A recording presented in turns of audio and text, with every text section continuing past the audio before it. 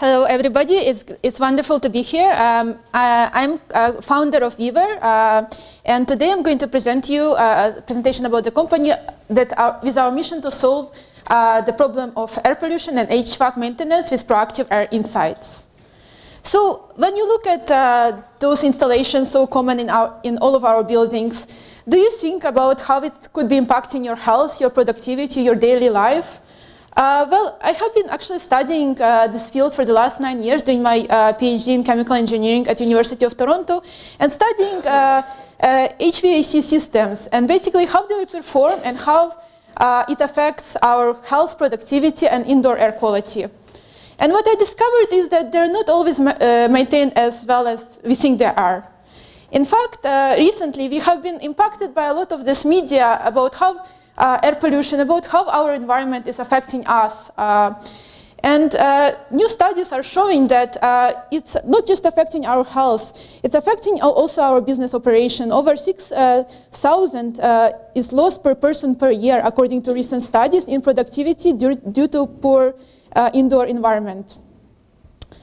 So as I was mentioned, I was putting together these devices, putting them in different homes and places to study how this is a big problem and how we can solve it. And what I discovered is that over 25% of the system have issues that go unnoticed before it's too late. And these issues can be very costly to organizations, as was recently the case with a major hospital where failing HVAC systems have led to very costly damages. And this is not just a problem within the hospital HVAC system. In fact, hospital-acquired infection is a leading cause of high hospital cost, leading to over 45 billion in annual direct cost in US alone. In addition, recently we have been seeing a lot of regulations coming on board, with the companies being required to comply with regulations on toxic emission, environmental monitoring and tracking. So we need this reliable data sets in order to be able to track the system performance. However, this is still something that's quite lacking. So our mission at Weaver is to reduce the health and impact of air through advanced sensors, analytics, and filter innovation. Our solution is based on three key segments. First is about knowing, predicting, and protecting. So this is a device that we have developed. You can see a working prototype here as well. It's a small device that can be added to pretty much any HVAC vent, like the one in the building here. It's a retrofit solution that's easy to install and maintain.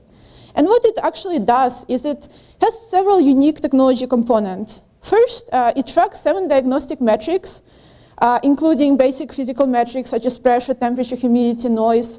But also it tracks very unique metrics about indoor air quality, such as particles, gases, carcinogens, and also bioaerosols, which is very important for some cases like hospitals.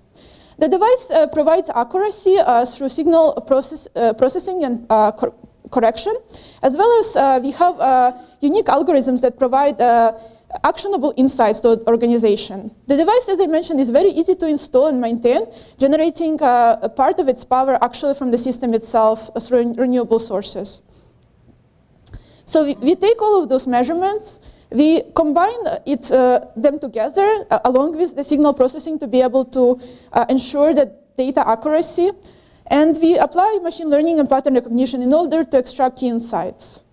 So the types of insights we extract include things like contamination in the buildings, filter maintenance needs, as well as HVAC maintenance needs, so we can tell you early when the system is not working correctly, and also predicting what you should do to fix that. We also track outdoor metrics such as outdoor pollution, and we can tell you how the system should be managed in order to comply with that.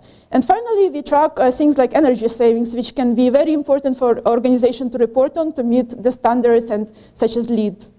Finally, we use all those insights to offer customized filtration solution based on the needs of the specific building or organization.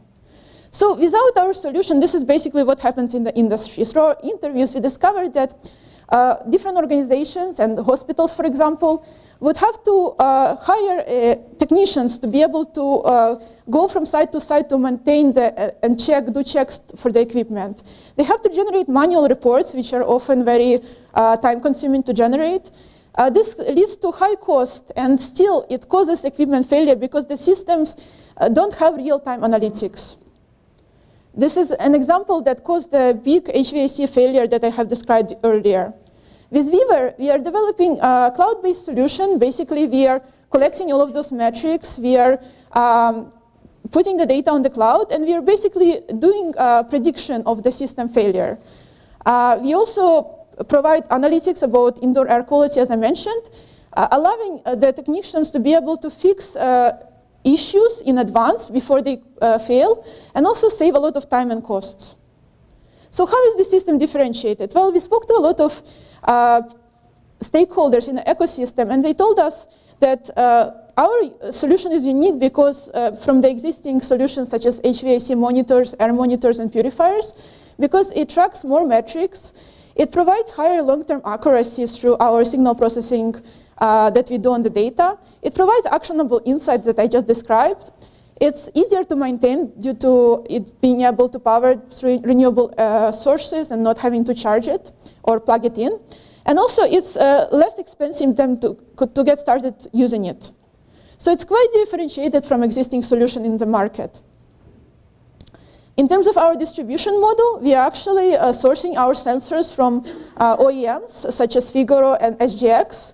We are adding our IP to these sensors, including the IP I just described, the hardware and the software, and generating algorithms and data leading to reports. We are providing those reports and data to building owners, contractors, and consulting companies, who also told them that they're very interested in providing, for us to offer customized solutions to take action on the data. And this is why we are also offering customized filtration solutions based on the indoor air quality data that we generate.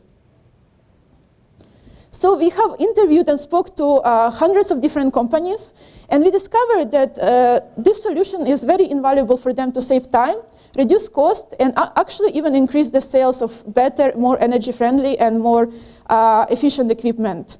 Some of the customers that we're going to be running pilots include Enercare, Capgemini, City of Taipei, and Antwerp, who invited us to do pilots this summer. So in terms of customer needs, they told us that we're going to be saving them a large amount of cost on commuting and on-site maintenance, saving them a lot of time on reports and monitoring, as well as a large amount of cost on their labor force. This is a large market opportunity and large need. We are starting initially with providing the sensor solutions through B2B model to service providers and consulting companies. Later on, we start offering in second year customized filtration solution also through this B2B model. And finally, we would like to start licensing the solution later on to product manufacturers to create new revenue streams from them. As I mentioned, this ecosystem is huge. We have different providers, including building service providers, consulting companies that I already mentioned, but also HVAC companies and filter manufacturers actually don't have any good data sets on how well their equipment is performing in field. So by providing this analytics, they could actually win a lot more sales and could generate a lot of interesting revenue opportunities for them. Finally, as I mentioned, regulatory environment creates new opportunities for building developers and building owners to be able to track this regulation and improve their building performance and meet those standards such as LEED. Our business model is based on 3 revenue streams: the sales of sensor bundles, analytics, and customized filtration modules on a subscription-based model. This is how the industry currently works. So usually you would have consulting companies providing reports and monitoring for building owners, also allowing them to keep track with regulations. Building owners would then hire contractors and pay them money for those services. Where Weaver comes in is that we offer sensor bundles and customized filtration solution to contractors that would then distribute it to building owners. So contractors would act as both our customers and our channel. And we would also offer analytics to consulting companies who then can offer better services to their customers. Finally, as I mentioned, we would like to license the technology later on to HVAC and purifier manufacturers to create better service offering for their customers and to expand to B2B, to C markets, so that would allow us to capture customer markets as well, consumer markets later on. So we have already deployed and tested many devices in field, and we have received a lot of interest from different sources. So we were IoT Innovation World Cup finalists in Barcelona. We have recently traveled to Taipei in Taiwan in order to do partnerships there, both for manufacturing and pilots in the hospitals. And we have been invited to do a pilot over 1 month in summer in the city of Antwerp, who is doing a lot of IoT innovation. So we have already accomplished a lot since we started. The technology originally started in 2015. The company was founded in 2017. And we are very excited by all these opportunities that come up and to go to complete the pilots and build the business case and sales in Taipei, Antwerp, and Canada and US. Our long-term goals, however, are much bigger. As I mentioned, we are starting with offering sensor modules and analytics subscriptions through those pilots, and later on we are going to be offering customized filtration solutions. So we are very excited to work with companies like 3M in order to be able to do that. We're also very interested in working here in Louisville to be able to reach customers and do pilots as well. Later on, we are going to be doing technology licensing and building up our data platform. At the heart, we are a data company. We are an analytics company, and this is why it's very important for us to build a very strong data set because this is what we do with our insights. And later on, our goal is to expand to other markets in Asia because pollution is a big problem there, especially. And new market opportunities such as cabin air monitoring for cars, vehicles such as personal vehicles and trucks. We are founded by two co-founders. My background is in chemical engineering and 9 years experience in air pollution monitoring and product development. I have successfully launched companies before. And Julie has a background in operations and financial experience with major banks. We are very lucky to have a great team of advisors who have exited startup companies in IoT area, founded technology companies, and also are academics and architects. However, this is not it. We are very much supported by a huge ecosystem of partners who are providing us with advice on technology, sales, and business development. Our financial projections are very attractive, so we'll be breaking even the second year, and our MVP is 51 million after 5 years. In summary, we have very strong technology, proprietary technology, and MVP development tested. There is a very attractive market opportunity and very timely need. We have generated traction in North America, Europe, and Asia, and we have resources to make this big. So we are asking for 2.5 million in exchange for 30% of the company, which would allow us to complete key hires, finalize product, and finalize our pilots, and do sales and marketing in North America and Asia. Our expected exit is in 5 years, as I mentioned, with an NPV of 51 million. And we have already identified several key partners who would be interested in providing follow-on capital, including Honeywell venture capital arms and 3M venture capitals. In summary, Weaver is on a mission to provide unique solution in order to help manage building more effectively and help us become more healthy. However, our goal is much bigger than that. We would like to expand into other markets and help building transportation and cities monitor and adapt to us. Thank you very much.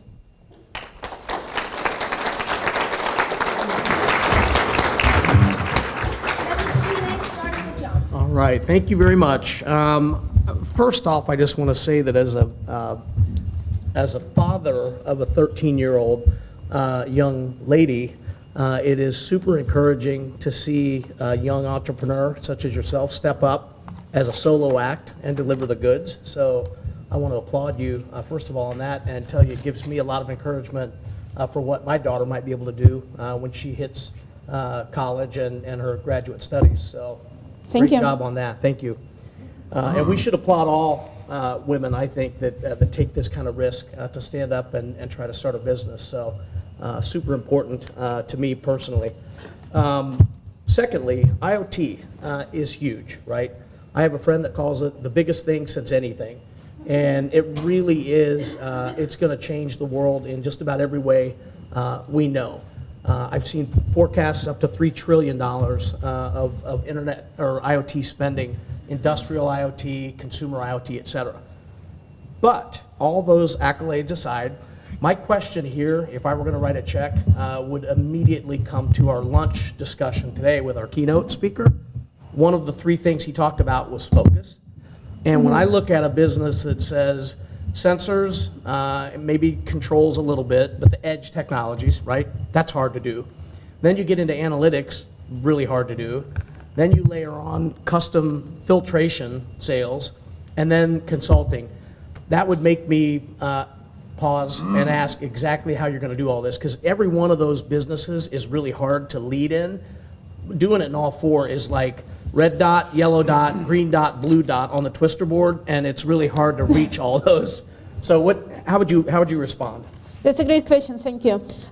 So what I want to highlight is that basically I completely agree with you. Hardware especially is very hard. I have founded hardware companies before through my PhD, which was a spin-off, and it was licensed to another company. And so this is why I would like this company to be focused, at least for the first 2 years, exclusively on software and basically software as a service model. We are providing analytics. This is our core strengths. So this is the background and knowledge I have been able to gain through my PhD. And this is what our core kind of value proposition and IP is in. So with regards to sensors, we are actually getting all of our sensors from OEM. So we are getting all of the hardware. We are basically just a distributor for that hardware. And we are layering on top of it those signal processing and those pattern recognition models, which is actually what our customers really value.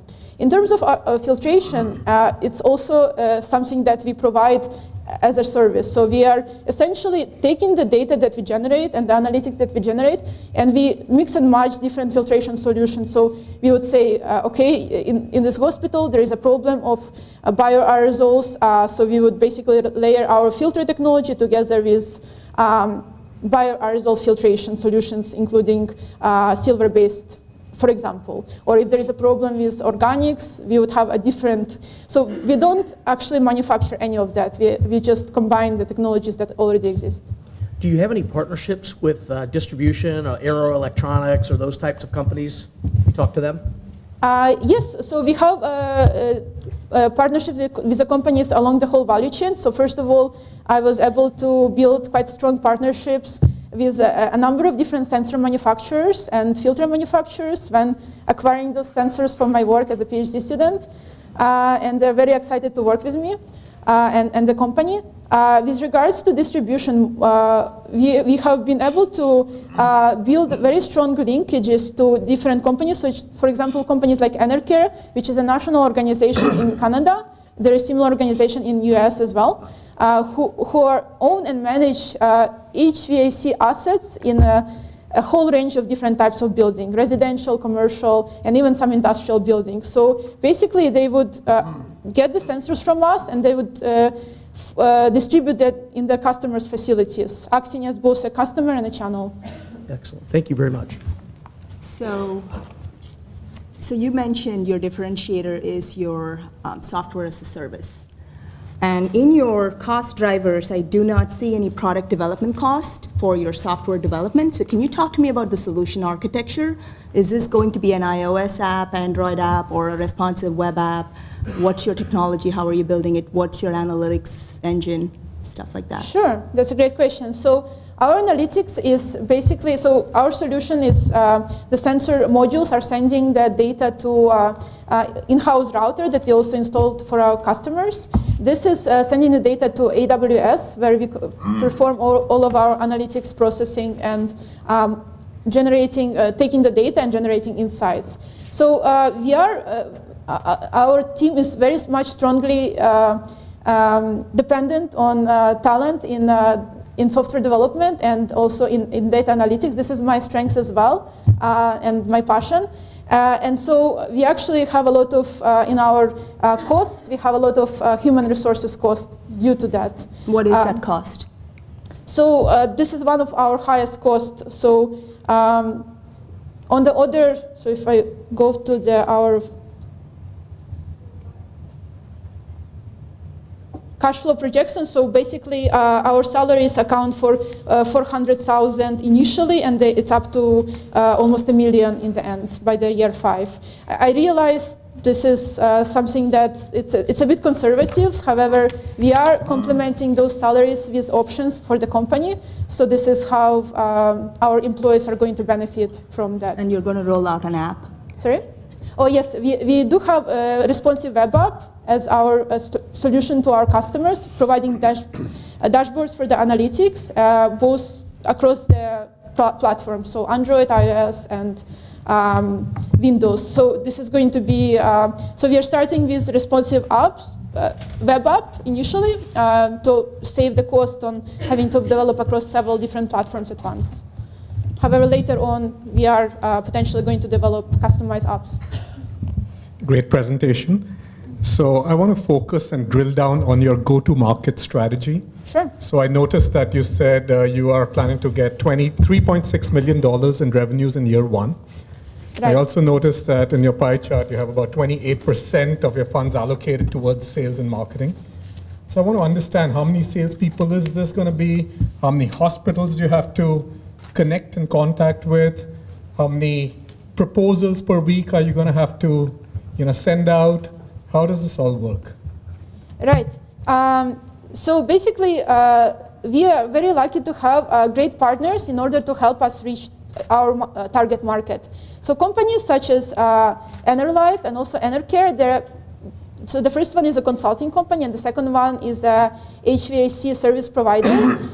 They have a network of hospitals and commercial buildings who they install and maintain HVAC systems, as well as provide consulting services for them.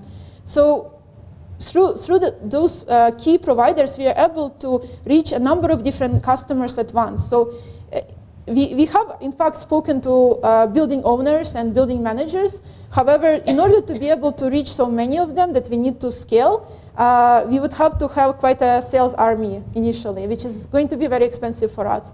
This is why our core strengths and our core goal in terms of business strategy and go-to-market strategy is to partner with organizations that already have those connections and those relationships in order to reach those many organizations that we need. And do you expect them to work with you with zero revenues? So to clarify, wanted to clarify your question. Yeah, so will your partners work with you and adopt your solution and propose it without having proven any traction in the marketplace to begin with? Yes, so that's a great question, and this is the reason why we are going to be showing those key results through this summer pilot. So we are going to be doing pilot in full months in Antwerp, as well as at the same time in Canada. So we already have about 30 devices distributed, and we are already generating data. But in order to really build out the business case, in order to build out that value proposition to our customers, to place a large sales order on our solution, we are going to be running a lot of those pilots to really showcase and validate the technology, which will lead to sales later the year. Okay. So whenever I see an IoT company, I always wonder how you get to the cloud. I don't recall you talking about what RF technology you're using. Could you say a little bit about that, please? Sure, that's a great question. So we are using actually several key technologies. So most of our solution is through just Wi-Fi, 180 standard. We are also, in some cases, like for example with Enercare, we are doing additional communication technologies such as Z-Wave, which is a core technology used in building management. I'm sorry, Zigbee? No, Z-Wave. I'm not familiar with Z-Wave. But let's go back to the Wi-Fi. Sure. So I'm sure you're aware if hospitals are a target market, that there's a lot of Wi-Fi interference in hospitals because a lot of the medical devices around the hospital use Wi-Fi, and Wi-Fi signals are problematic in a hospital setting. So how do you deal with that? That's exactly the very good question. So this is the reason why we have started using additional technologies such as Z-Wave and such as Bluetooth in some cases. Of course, they provide certain additional constraints. However, in those, they are low powered and they don't provide interference with the existing bandwidth such as Wi-Fi. So we are able to, in those unique cases where we do need to offer another communication modules, we are able to do so. It's a basically swappable module that we work with OEMs in order to integrate and swap out depending on the So use the case. other issue with sort of these sort of sensors that are placed kind of, on existing sort of facilities is the life of the sensor, and how often do you have sensor failure, and how do you determine and maintain sort of sensors that are reporting accurately? So what is the life of the sensor device? Right, so that's a great question, and this is basically what I had to deal a lot with during my degree as well. So sensor failure is the biggest issue. So what we do is we basically do two things. First of all, we have, through those signal processing algorithm, we basically track the sensor failure and correct for it for about 2 years. 2 years is the average lifespan of the sensor. In some cases, in more polluted environments, it can be shorter because of fouling, but on average, it's 2 years. And we do provide, through our subscription model, we are able to provide great value to the customers through basically refurbishing of the sensor devices. So we do swap out sensors on a needs-to-needs basis. So, and one last question, and then I'll go ahead. Go ahead, All right. Ken. So I want to switch over to the business side of this, right? So as I see it, you have 2 points of offering. One, you have a better sensor, so you're going to have better data. That's part of it. Secondly, because you have better data, you should be able to have better analytics. But when I see your pricing, what I see is you're charging a monthly subscription per sensor. And having done this a lot, how you price something can in fact be the difference between winning or losing over time. The function of pricing is to extract the most possible value out of the customer and have the customer think that the economic exchange was fair, right? So why wouldn't you unbundle the sensor charge from the analytics charge?